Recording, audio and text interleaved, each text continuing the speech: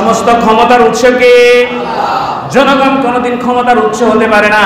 আল্লাহ রাব্বুল আলামিন বলেন, কুলিল্লাহুম্মা মালিকাল মুলকি তুতিল মুলকা মান তাশা ওয়া তানজিউল মুলকা মিম্মান তাশা ওয়া তুইজ্জু মান তাশা ওয়া তুযিল্লু মান তাশা বিয়াদিকাল খায়র ইন্নাকা আলা কুল্লি শাইইন কাদির। আল্লাহ পাক বলছেন, হে নবী আপনি বলুন, হে রাজাদিরাজ, এই সমস্ত রাজ্যের সমস্ত আসমান জমিনের মালিক, তুমি যাকে ইচ্ছা রাজত্ব ক্ষমতা দাও, আবার যার কাছ থেকে ইচ্ছা মুহূর্তের মধ্যে ক্ষমতা চিনিয়ে নাও।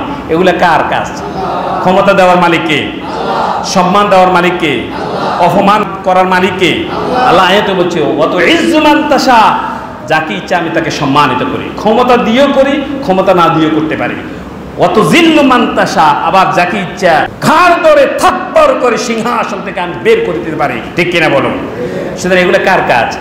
আল্লাহ রাব্বুল আলামিন বলছেন, ইন্না বাতুশা রাব্বিকা লাশাদীদ।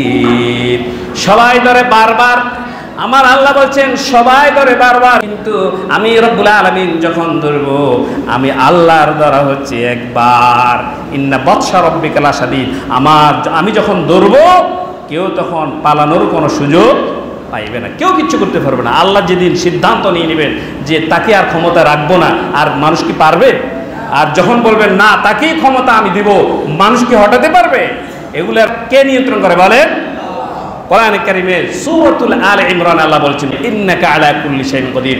সমস্ত কিছুর উপর যদি কেউ ক্ষমতা দেখাতে চায়, সেটা হচ্ছে আমি রব্বুল ইজ্জাত ওয়াল জালাল। বলেন আল্লাহু আকবার।